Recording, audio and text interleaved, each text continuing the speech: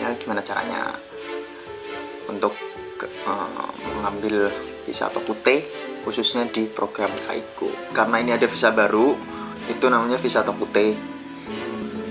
Nah itu kalau sudah menyelesaikan, itu kita langsung kita tahu lulus atau enggaknya. Ohayo gozaimasu, bendesku, balik lagi ke channelku Tony Jatmiko. Konkai wa Kaigo no visa Tokute ni suite happy shitai to omoimasu. Yoroshiku onegaishimasu. Kali ini aku akan berbicara tentang ya gimana caranya untuk mengambil visa Tokute khususnya di program Kaigo. Karena aku perawat di Indonesianya, di sini otomatis ingin bekerja sebagai perawat lansia di Jepang seperti itu kan. Sebenarnya di Jepang itu kalau program Kaigo itu gimana ya ceritanya? Ada dua cara untuk bisa bekerja di Kaigonya seperti itu loh. Ya. Yang di sini saya jelaskan ya dua itu dalam arti visa Tokute atau enggak program J2J Jepang, Indonesia dan Jepang seperti itu. Itu program negara seperti itu. Atau enggak pemagang. Kalau pemagang dari Indonesia ke pemagang perawat lansia ya Kaigo ya namanya. Itu kalau dari LPK atau swasta itu 4 tahun lah. Nah itu pemagang ya, Jisuse ya. Kalau visa Tokute itu berarti misalkan nih kita udah 4 tahun ya, kalau enggak kontraknya 3 tahun ya. Kalau dari swasta ya, kita berangkat dari swasta itu dari LPK Indonesia ke Jepang dengan Kaigo, itu namanya Kaigo perawat lansia tapi Jisuse ya, pemagang ya. Itu 3 tahun di Jepang selesai. Kalau ingin melanjutkan untuk ke depannya, itu biasanya karena ini ada visa baru, itu namanya visa Tokute. Itu visa Tokute itu bermacam-macam penjuruan. Gimana? Bermacam-macam penjuruan atau enggak di bidang-bidang gitu loh, bidang kerjanya masing-masing loh. Seperti kalau di Jepang kan terkenalnya kayak peternakan, terus pertanian, terus Kaigo atau perawat lansia seperti itu loh. Nah itu kita itu ada visa baru di Jepang itu namanya visa Tokute. Nah itu tergantung kita mau ngambilnya di bidang apa seperti itu loh. Oh ya satu lagi bidang perhotelan gitu loh. Ya masih ada banyak lain lah, cuma yang aku tahu ya hanya itu aja gitu loh. Nah pas waktu aku di sekolah bahasa, karena aku ngambilnya dari Indonesia tuh sekolah bahasa seperti itu loh, nggak magang gitu loh. Saya pernah mengikuti J2J karena J2J PNP2 TKI J2J Japan dari pihak Indonesia dan Japan, program negara. Itu aku pernah ikut seleksi karena belum rezekinya aja kayak gitu loh. Itu belum rezekinya sampai proses wawancara, akhirnya belum rezekinya, terus nggak bisa berangkat Jepang kan, nggak diterima lah intinya seperti itu. Akhirnya aku menemukan program sekolah gitu loh. Setelah aku program sekolah bahasa,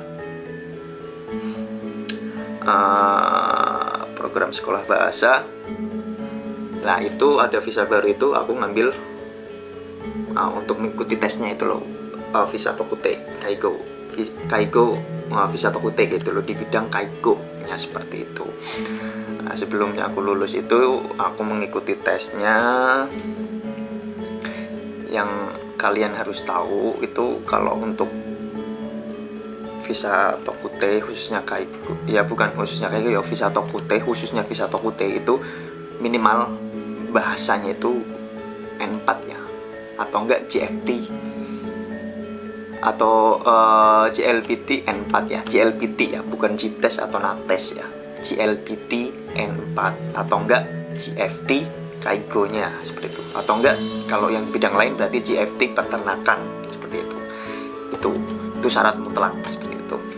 Nah, di sini saya akan bercerita tentang gimana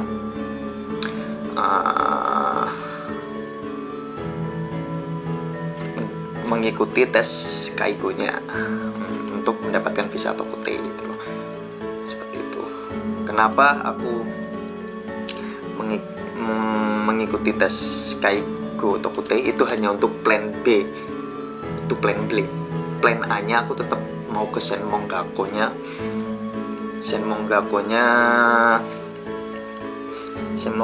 Kaigo seperti itu, karena nanti di sini tuh ada perbedaan, nanti cerita sampai ke sana lah.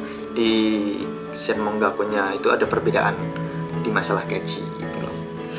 Ya. Tapi ya di masalah gaji itu yang aku tahu, kalau misalkan salah saya disclaimer dulu, kalau misalkan ada kesalahan di bidang gaji, perbedaan bidang gaji ya diperbaiki seperti itu. Nah, di sini aku akan bercerita tentang gimana caranya mengikuti tes visa Tokute di bidang Kaigo. Yang pertama, otomatis kita searching di webnya. Nanti saya cantumkan di sini ya. Nanti saya cantumkan di bawah web. Searching. Pas waktu dulu aku pas masih tinggal di Nagoya. Searching di web, terus kutemukan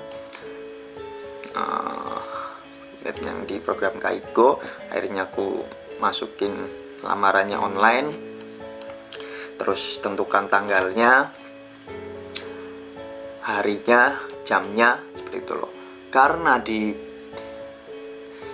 khususnya di visa Tokute Kaigo itu ada 2 kali tes ya. Yang harus Anda tahu itu 2 kali tes. Yang pertama itu soalnya bahasa Indonesia mengenai perawat, materinya itu perawat. Tapi kebanyakannya itu KDM. Kalau Anda mahasiswa perawat pasti tahulah KDM itu apa. Terus yang kedua itu bahasa Jepang.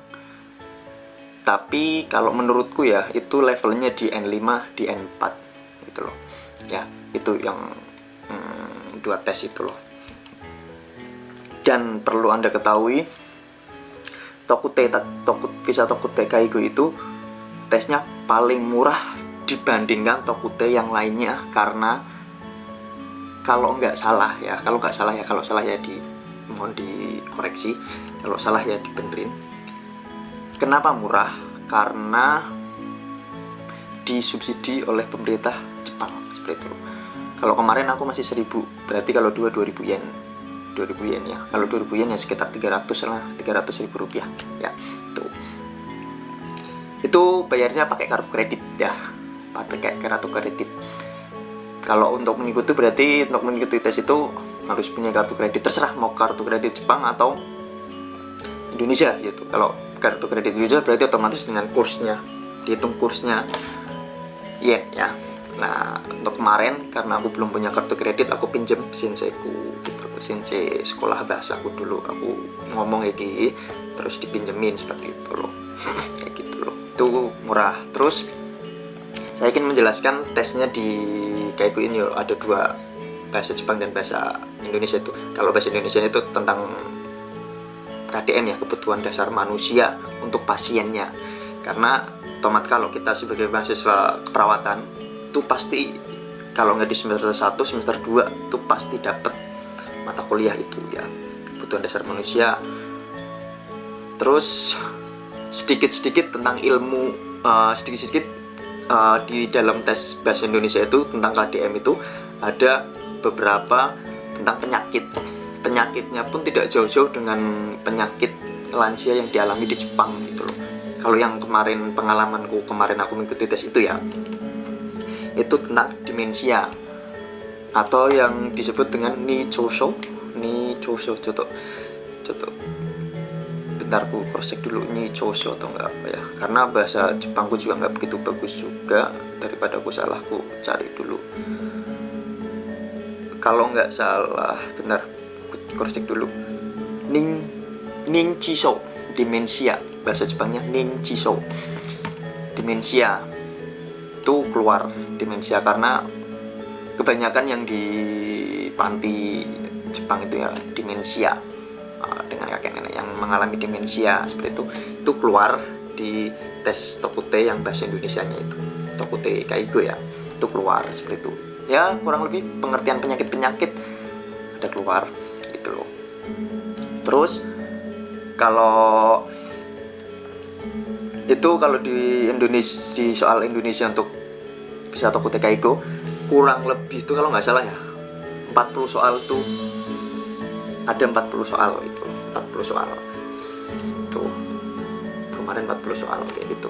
Terus kalau di bahasa Jepangnya mudah, menurutku ya mudah. Kalau Anda misalkan kalau Anda pemagang di program Kaigo, pasti itu makanan sehari-hari di lingkungan kerja Kaigo atau di Shinsetsu panti lansianya, itu makanan sehari-hari ya, itu pasti pernah ada. Mungkin kayak kita gimana caranya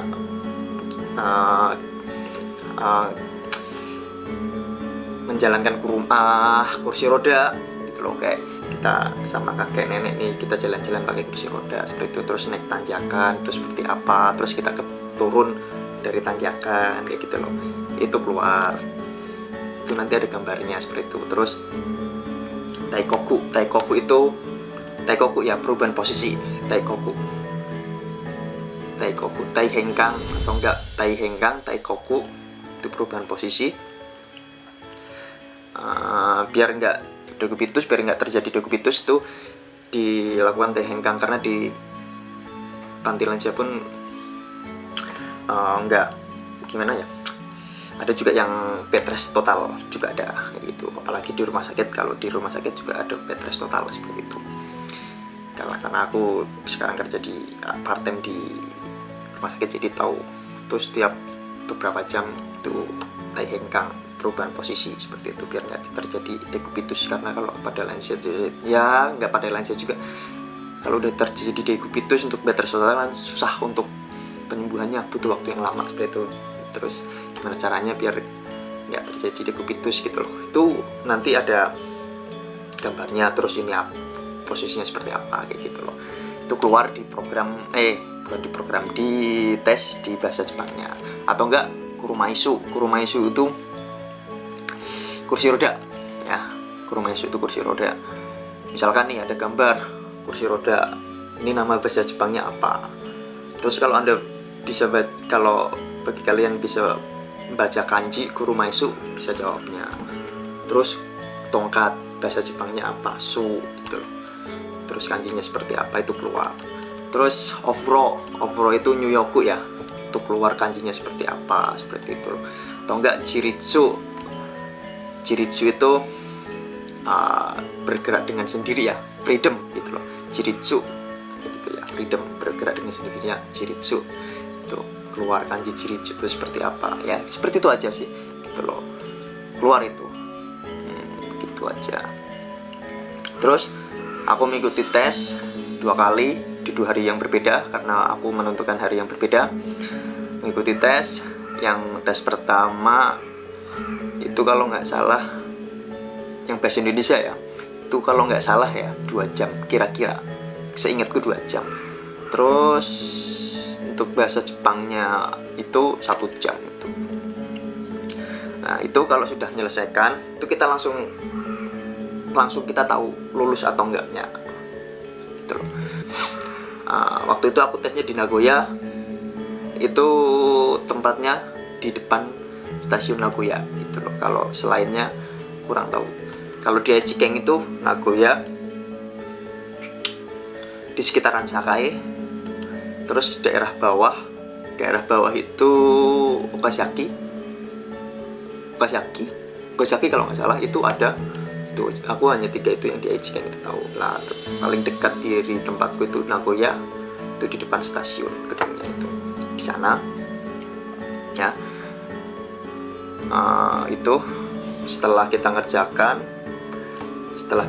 ngerjakan tutup, maksudnya screennya udah selesai, itu nanti ketahuan kita lulus atau enggaknya itu ada pemberitahuan bahwa Anda lulus gitu, ketahuan. Nah, nanti untuk sertifikatnya itu dikirimkan via email, karena kita nanti pendaftarannya pun online via email, kita memasukkan email gitu loh. Nah, itu nanti kalau udah keluar itu jangka waktunya 10 tahun dari kelulusan yang ditentukan ya. Kelulusan yang ditentukan itu 10 tahun gitu loh. Nah, kayak gitu. Begitu aja. Aku ngambil Tokute itu karena untuk plan B. Plan B karena plan aku tetap untuk Kaigo Fukushiki. Senmong yang pertama ya Senmong Gakko-nya dulu sekolah, Senmong Gakko, setelah lulus Senmong Gakko 2 tahun, terus sekolah terus tes Kokashikeng.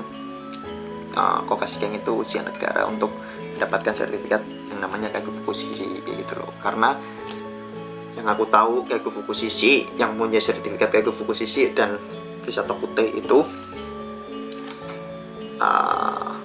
yang aku tahu, kalau ada kesalahan dikoreksi ya, disclaimer dulu, ada perbedaan gitu loh. Kokashikeng yang sudah punya Kaigo Fukushiki pun gajinya berbeda gitu loh. Kisarannya bisa dilihat channelku, konten sebelumku sama senpaiku yang program J2J, program PNP2 TKI itu kurang lebih seperti itu. Kalau Kaigo Fukushiki itu udah lulus gajinya seberapa segitu. Kalau Tokute itu di kisaran ya tergantung daerah ya, 18 mang seperti itu, 18 mang seperti itulah, 18 mang 20 mang tergantung daerah. Kalau itu di Nagoya ya 18 atau 20 mang itu kalau udah punya Tokute. Tapi kalau udah punya sertifikat Kaigo Fukushiki, sertifikat Kaigo Fukushiki ya ada agak lebih dari Tokute ya, seperti itu. Kenapa Tokute itu untuk plan B? Karena aku masih ingin men-challenge atau enggak ingin men-challenge diriku sendiri untuk mendapatkan Kaigo Fukushiki itu. Ya mungkin itu aja yang aku ceritakan, gimana caranya Tokute di bidang Kaigo itu. Oh ya, untuk kalian yang ingin mengikuti Tokute, cari linknya, itu kapanpun dibuat terus ya, kapanpun dibuat terus. Nah, nanti webnya aku taruh di sini. Dan kalau ada yang mau minta apa ya, bukan kisi-kisi ya, kayak modul, bukan modul apa ya modul lah, kayak materi untuk bahasa Indonesianya aku punya. Tapi kalau bahasa Jepangnya rata-rata nggak punya. Kalau bahasa Jepangnya aku nggak punya, tapi kurang lebih yang tadi aku ceritakan tadi ya, dipelajarin aja. Kalau ada yang mau minta materinya di tes Tokute yang bahasa Indonesianya, DM aja di Instagramku. Nanti aku juga Instagramku cantumkan ya. Seperti itu aja. Jangan lupa like, share, jangan lupa ini Toropuste, channel Toropuste, komen tuh share ya, karena itu semua bisa bikin aku semangat lagi untuk video kedepannya menjadi yang lebih baik lagi, menjadi kontenku biar menjadi lebih baik lagi ke depannya. Oke, mungkin itu aja. Jamata kondo. Bye bye.